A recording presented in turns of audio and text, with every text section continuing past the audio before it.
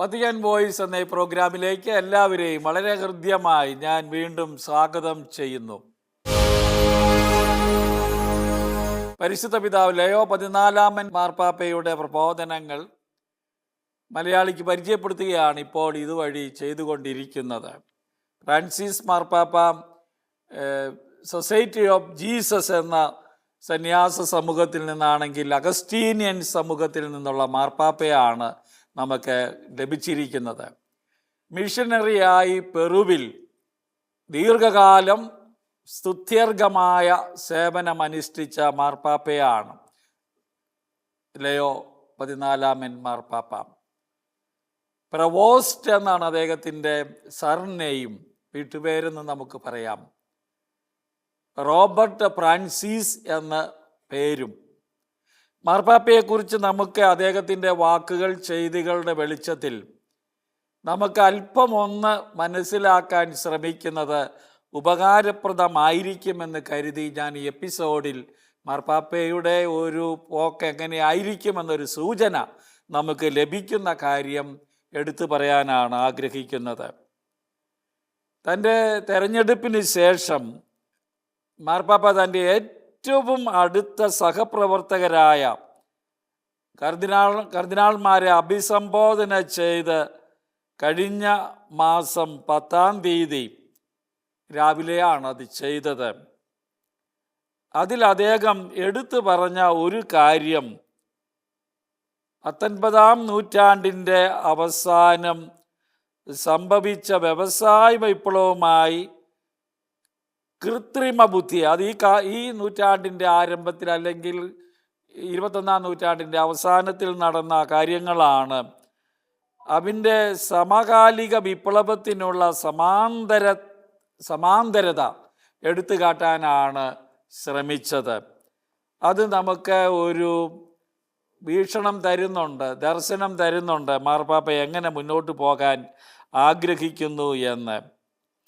നമുക്കറിയാം, ആദ്യത്തെ വിപ്ലവം വ്യാവസായിക വിപ്ലവമാണ്, 19-ാം നൂറ്റാണ്ടിലാണ്. തൊഴിലാളികളേറെ വിഷമിക്കേണ്ടി വന്ന ഒരു കാലഘട്ടമാണ്. അവരെ ചൂഷണം ചെയ്യപ്പെട്ട ഒരു കാലഘട്ടമാണ് അന്ന്.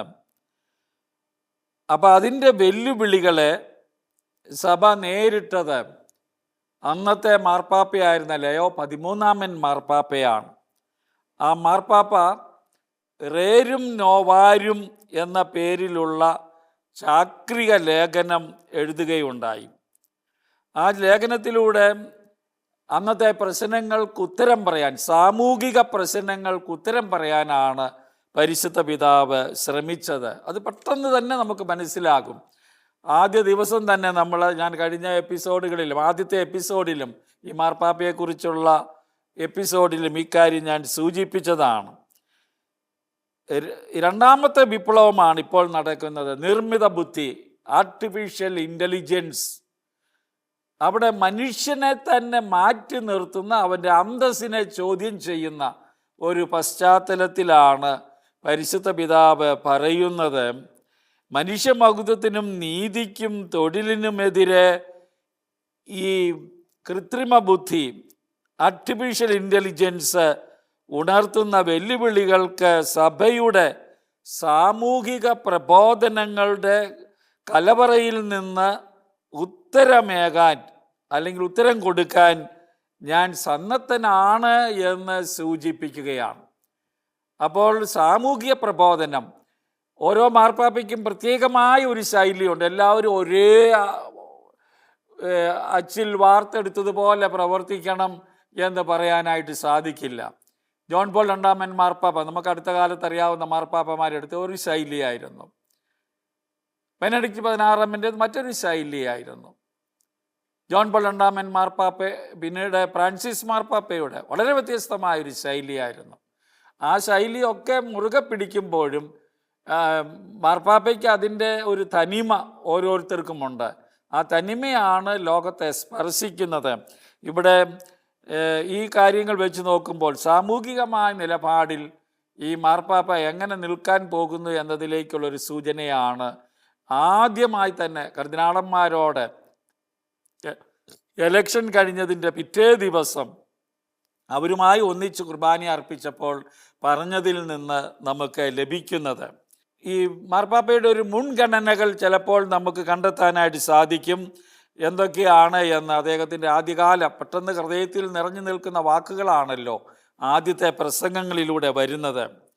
ഒന്ന്, രണ്ടാം വത്തിക്കാൻ കൗൺസിലിൻ്റെയും ഫ്രാൻസിസ് മാർപ്പാപ്പയുടെ വളരെ പ്രസിദ്ധമായ മൗലികമെന്ന് പറയാവുന്ന ആ അപ്പസ്തോലിക ലേഖനം സുവിശേഷത്തിൻ്റെ സന്തോഷം എന്ന ആ ശ്ലൈഹിക പ്രബോധനം, അത് രണ്ടിൻ്റെയും ചുവട് പിടിച്ച് മുന്നോട്ട് പോകാനാണ് താൻ ആഗ്രഹിക്കുന്നത് എന്ന സൂചനയാണ് അദ്ദേഹത്തിൻ്റെ പ്രസംഗങ്ങളിൽ നിന്ന് നമുക്ക് വായിച്ചെടുക്കാൻ കഴിയുന്നത്. രണ്ടാം വത്തിക്കാൻ കൗൺസിലിനെ മുറുകെ പിടിക്കുന്നു.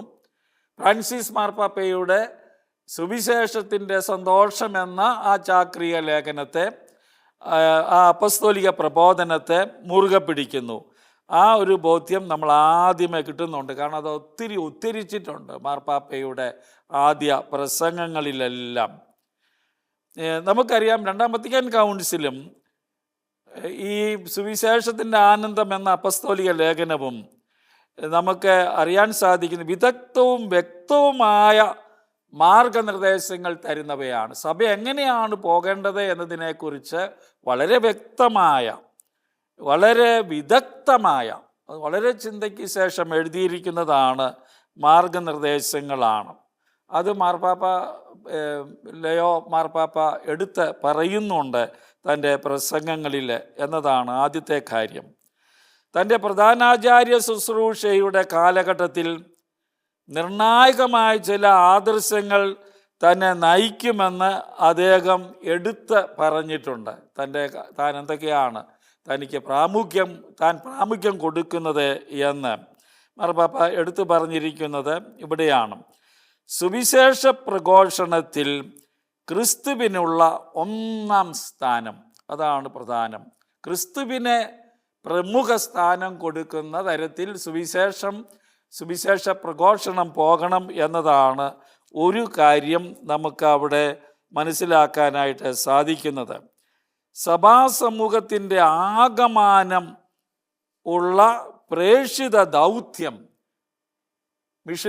ഞാനൊരു മിഷനറിയാണ് എന്ന് പറഞ്ഞുകൊണ്ട് ഒപ്പം അദ്ദേഹം എടുത്തു പറഞ്ഞൊരു കാര്യം, സഭാസമൂഹത്തിൽ എല്ലാവരും ഒന്നുപോലെ പ്രേക്ഷിതരാകണം. ഇത് അടുത്ത കാലത്ത് വളരെ ഊന്നൽ കൊടുത്തിട്ടുള്ളൊരു കാര്യമാണ്. ഫ്രാൻസിസ് മാർപ്പാപ്പ ഊന്നൽ കൊടുത്തതാണ്. സിനഡാലിറ്റി എന്ന് പറയുന്ന ആ ഏറ്റവും അവസാനം നടന്ന മെത്രാന്മാരുടെ സിനഡിലും ഊന്നൽ കൊടുത്തതാണ്. മാമോദീസ മുങ്ങിയ എല്ലാവരും ഒന്നുപോലെ ക്രിസ്തുവിൻ്റെ പ്രേക്ഷിത ദൗത്യത്തിൽ പങ്കുചേരണമെന്ന കാര്യം.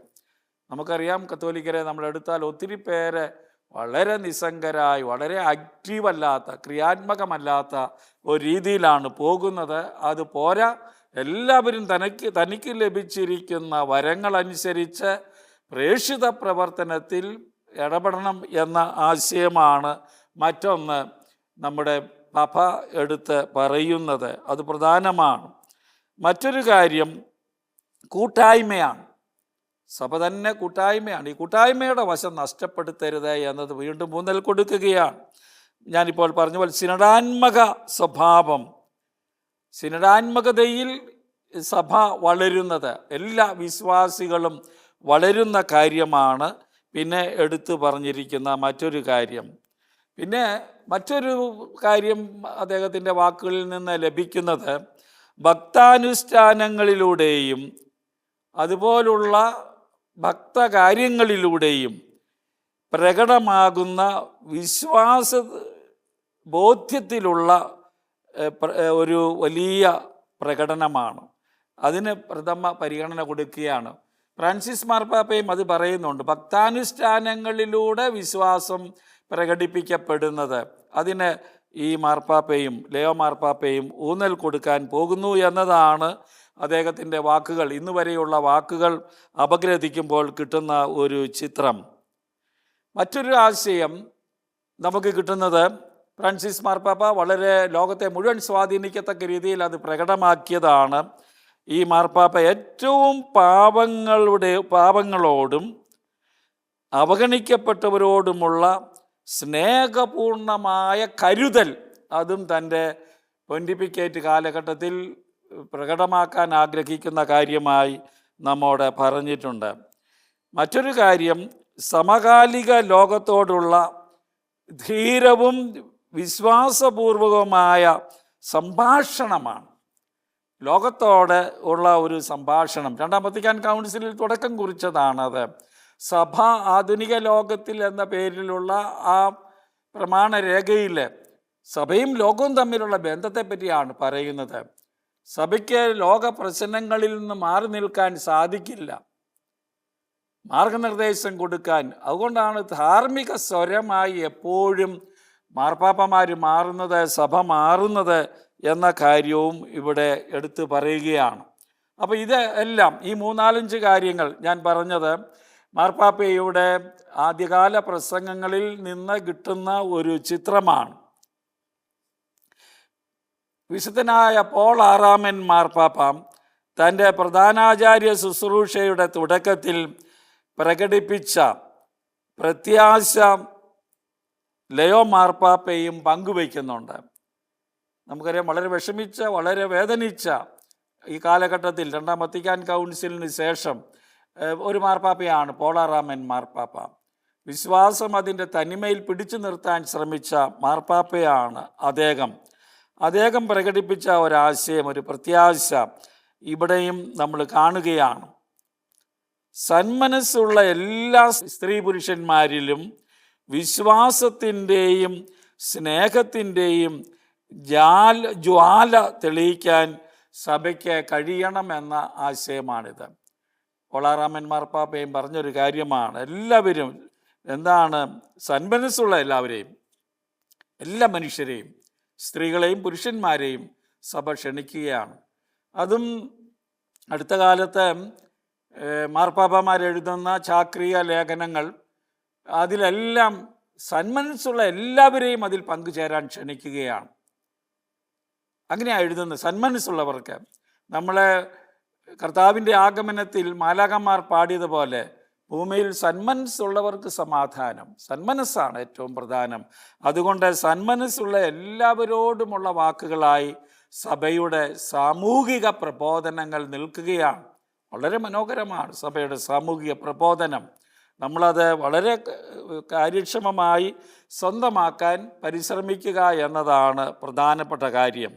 ഈ പറഞ്ഞ ഈ മുൻഗണനകൾ ആദ്യത്തെ പ്രസംഗത്തിൽ തന്നെ മാർപ്പാപ്പ പ്രകടമാക്കി എന്നതും ശ്രദ്ധേയമായ കാര്യമാണ്. 20-ാം നൂറ്റാണ്ടിലേക്ക് സഭയെ കൈപിടിച്ച് നടത്തിയ ലയോ 13 തന്നെയാണ് തൻ്റെയും മാതൃക എന്ന് അദ്ദേഹം വെളിപ്പെടുത്തി. അതുകൊണ്ടാണ് ആ പേര് സ്വീകരിച്ചത്. ആ പേരിൻ്റെ അർത്ഥവും തന്നെ അതാണ്. 19-ാം നൂറ്റാണ്ടിൻ്റെ അവസാനമാണ് ലയോ 13 ജീവിച്ചിരുന്നത്. അദ്ദേഹം 20-ാം നൂറ്റാണ്ടിലേക്ക് സഭയെ കൈപിടിച്ച് നടത്തി. അതുപോലെ 21-ാം നൂറ്റാണ്ടിൽ അദ്ദേഹത്തിൻ്റെ മാതൃക പിൻചെല്ലുന്നു എന്ന് അദ്ദേഹം പേര് സ്വീകരിച്ചത് വഴി നമ്മളോട് പറയുന്നുണ്ട്. അതാണ് പ്രധാനം. സാമൂഹിക യാഥാർത്ഥ്യങ്ങളുടെയും സമകാലിക ലോകം ഉണർത്തുന്ന വെല്ലുവിളികളുടെയും നേരെ സഭ ചുമ്മാ എന്താ ചെയ്യേണ്ടതെന്ന് അറിയാതെ നിൽക്കുകയില്ല. അങ്ങനെ നിൽക്കാനും പാടില്ല എന്നാണ് പരിശുദ്ധ പിതാവ് പറയുന്നത്. ആധുനിക വെല്ലുവിളികൾ, ലോകം തരുന്ന വെല്ലുവിളികളുടെ മുമ്പിൽ നമ്മൾ എന്താ ചെയ്യേണ്ടതെന്ന് അറിയാതെ മിഴിച്ചു നിൽക്കാൻ പാടില്ല എന്ന് പാപ്പ അവിടെ സൂചിപ്പിക്കുകയാണ്. തൊഴിലിൻ്റെ മഹത്വം മനുഷ്യ മഹത്വത്തിൽ അധിഷ്ഠിതമാണ് എന്ന് മാർപ്പാപ്പ പറഞ്ഞു. ലയോ മാർപ്പാപ്പ അതാണ് ഏറ്റവും ഊന്നൽ കൊടുത്ത് പറഞ്ഞത്. അതുതന്നെ ലയോ 14 മാർപ്പാപ്പയും പറയുകയാണ്. അതുകൊണ്ട് അത് പ്രധാനപ്പെട്ട ഒരു ചിന്തയായി നമ്മുടെ മനസ്സിലുണ്ടാകണം. മറ്റൊരു കാര്യം മനുഷ്യൻ്റെ മഹത്വമാണ്. തൊഴിലിൻ്റെ മഹത്വം മനുഷ്യൻ്റെ മഹത്വത്തിൽ അധിഷ്ഠിതമാണ്. അധ്വാനിക്കുന്ന മനുഷ്യന് ജീവിക്കാനുള്ളത് ലഭിക്കണം എന്നതാണ്. അതുകൊണ്ടാണ് ദിവസക്കൂലി, ജീവനക്കൂലി എന്നൊക്കെ പറയുന്ന കാര്യങ്ങൾ അന്ന് ലയോ 13 മാർപ്പാപ്പ പറഞ്ഞത്, അധ്വാനത്തിലൂടെയാണ് നാം നമ്മുടെ ജീവിതം കരുപ്പിടിപ്പിക്കുന്നത്, നമുക്ക് വേണ്ടത് നാം സമ്പാദിക്കുന്നത്. അതുകൊണ്ട് ഈ കാര്യം പറയുകയാണ്, മനുഷ്യമഹത്വവും തൊഴിലിൻ്റെ മഹത്വവും തമ്മിൽ വലിയ ബന്ധമുണ്ട് എന്ന് ലയോ 14 മാർപ്പാപ്പ നമ്മോട് പറയുകയാണ്. അതുകൊണ്ട് ഈ കാര്യങ്ങൾ ഉറപ്പ് വരുത്തണം. അതിൽ നീതി ഒരു അവശ്യ ഘടകമാണ് എന്നും പറഞ്ഞു. 13 ലയോൺ മാർപ്പാപ്പ നീതി, സാമൂഹിക നീതി എന്ന വലിയ ഒരു ആശയം, കൺസെപ്റ്റ് അവതരിപ്പിക്കുകയുണ്ടായല്ലോ. അതുതന്നെ ഇവിടെയും വേണമെന്ന് പരിശുദ്ധ പിതാവ് പറയുകയാണ്. വ്യവസായ വിപ്ലവത്തിൻ്റെ ഫലമായി തൊഴിലവസരങ്ങൾ വർദ്ധിച്ചു. അന്ന് ഒത്തിരി തൊഴിലുകൾ വന്നു. എന്നാൽ തൊഴിലാളികൾ അടിമകളായി മാറി, അവരുടെ മഹത്വം നഷ്ടപ്പെടുത്തപ്പെട്ടു. ഈ സാഹചര്യത്തിലാണ് ലയോ 13 റേരിൻ നോവാരും എന്ന തൻ്റെ പ്രസിദ്ധമായ രേഖ പ്രസിദ്ധീകരിക്കുന്നത്. നമ്മുടെ ഇപ്പോഴത്തെ മാർപ്പാപ്പ പറയുകയാണ്, സമാനമായ ഒരു സാഹചര്യമാണ് ഇപ്പോഴുള്ളത്. ഈ പുതിയ ലോകക്രമത്തിൽ രൂപപ്പെട്ടുകൊണ്ടിരിക്കുന്ന ലോകക്രമം ഇന്നത്തേത് ചോദ്യമുയർത്തുന്നത് കൃത്രിമ ബുദ്ധിയാണെന്ന് ലയോ 14 മാർപ്പാപ്പ ചിന്തിക്കുന്നു. അത് വരുമ്പോൾ ആളുകളുടെ തൊഴിൽ സാധ്യത വളരെ കുറയുകയാണ്. യന്ത്രങ്ങൾ, കൃത്രിമ ബുദ്ധി വഴി ഉപയോഗിക്കുന്ന യന്ത്രങ്ങളാണ്. യന്ത്രങ്ങൾ പ്രവർത്തിക്കുമ്പോൾ മനുഷ്യൻ്റെ സഹായം ആവശ്യമില്ലാതെ വരും. അവിടെ മനുഷ്യൻ്റെ തൊഴിലവസരങ്ങൾ നഷ്ടപ്പെടുത്താതെ കാര്യങ്ങൾ കൊണ്ടുപോകുന്നതിൻ്റെ ആവശ്യകതയിലേക്കാണ് നമ്മുടെ മാർപ്പാപ്പ ഇപ്പോൾ വിരൽ ചൂണ്ടുന്നത്. അത് പ്രധാനപ്പെട്ട ഒരു പോയിൻ്റാണ്. അപ്പം ഇത് ഒരു ദിശാസൂചികയാണ് നമുക്ക് നൽകുന്ന ഒരു മാർപ്പാപ്പ എന്താണ് ചെയ്യാൻ പോകുന്നത്, ചെയ്യാൻ ആഗ്രഹിക്കുന്നത്, ലോകം എങ്ങനെയാണ് പോകുന്നത് എന്ന് വ്യക്തമാക്കുന്ന കാര്യമാണ്. ഇനി മറ്റൊരു പോയിന്റ് നമുക്ക് കിട്ടുന്നത്, ലയോ എന്ന പേര് സ്വീകരിക്കുമ്പോൾ പ്രസിദ്ധരായ ഏതാനും ലയോ മാർപ്പാപ്പമാരെ നമ്മൾ ചിന്തിക്കണം. 13 പേർ അദ്ദേഹത്തിന് മുമ്പ് കടന്നു പോയിട്ടുണ്ട്.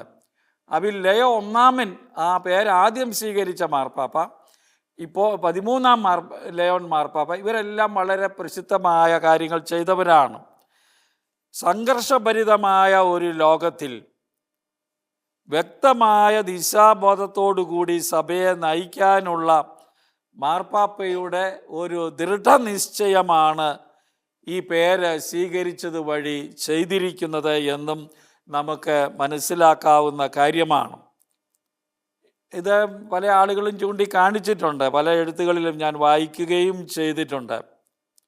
പുതിയ മാർപ്പാപ്പ തിരഞ്ഞെടുത്ത ലയോ എന്ന പേര് പല കർദിനാളന്മാരെയും ആശ്ചര്യപ്പെടുത്തിയതായി നമ്മൾ കാണുന്നുണ്ട്.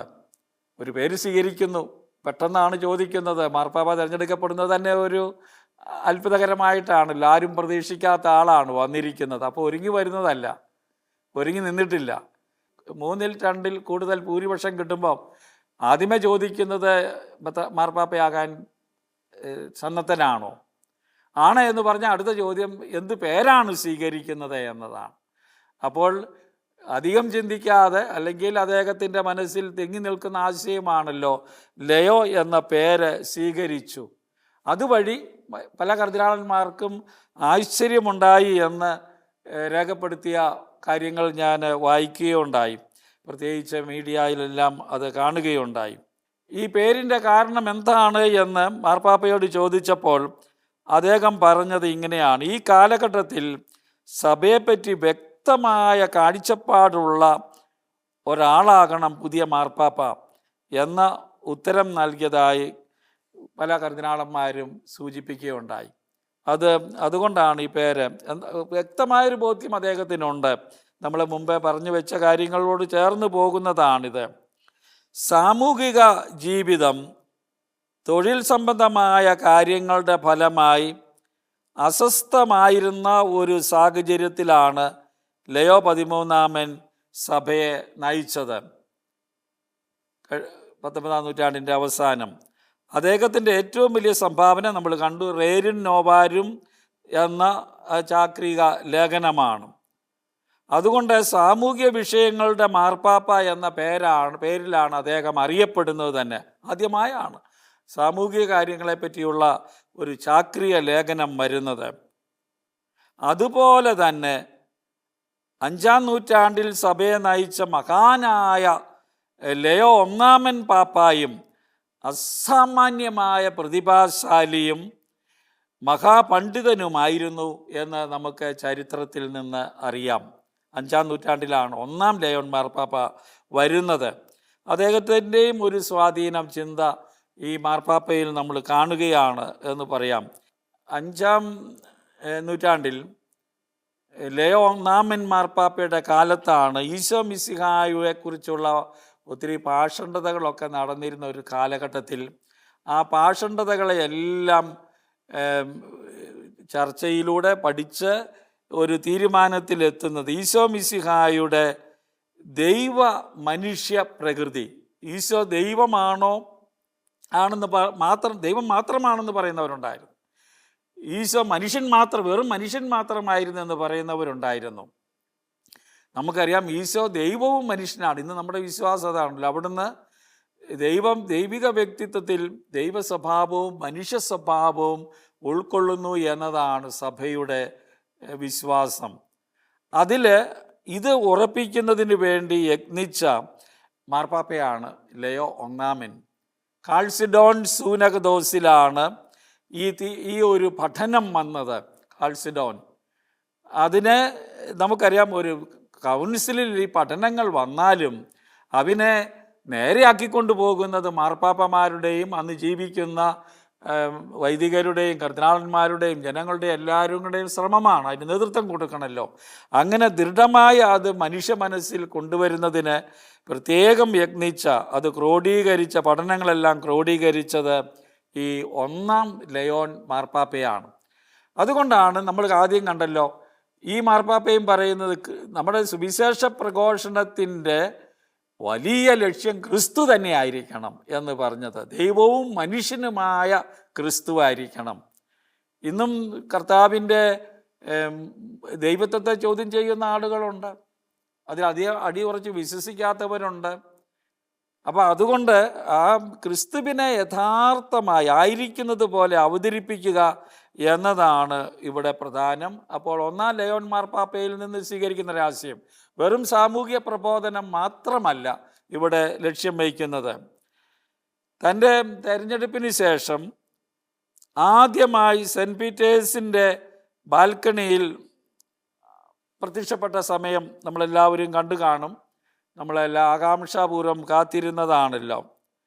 അവിടെ ലയോ 14-ാമൻ മാർപ്പാപ്പ, നമ്മുടെ ഇപ്പോഴത്തെ മാർപ്പാപ്പ, ഉച്ചരിച്ച വാക്കുകൾക്ക് ഏറെ പ്രതീകാത്മകമായ അർത്ഥമുണ്ട് എന്ന് ഞാൻ കരുതുകയാണ്, അല്ലെ മൂല്യമുണ്ട്. അദ്ദേഹം എന്താണ് പറഞ്ഞത്? സമാധാനം നിങ്ങളോടുകൂടെ എന്ന വാക്കാണ് ആദ്യമേ പറഞ്ഞത്. സമാധാനം നിങ്ങളോടുകൂടെ.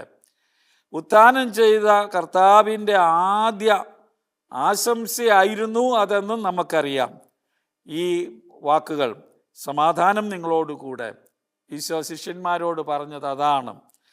അപ്പോൾ അതുകൊണ്ട് തന്നെ ഈ വാക്കിൽ തുടങ്ങുന്നത് കൊണ്ട് തന്നെ നമുക്കറിയാം, ദുഃഖവെള്ളിയാഴ്ചയിലൂടെ കടന്നു പോകുന്ന ലോക ജനതയ്ക്ക്, ദുരിതങ്ങളിലൂടെ മരണത്തിലൂടെ കടന്നു പോകുന്ന ലോക ജനതയ്ക്ക് മാർപ്പാപ്പ പറയുന്ന എന്താണ്? ഒറ്റയാണ്, സമാധാനം അത്യന്താപേക്ഷിതമാണ്.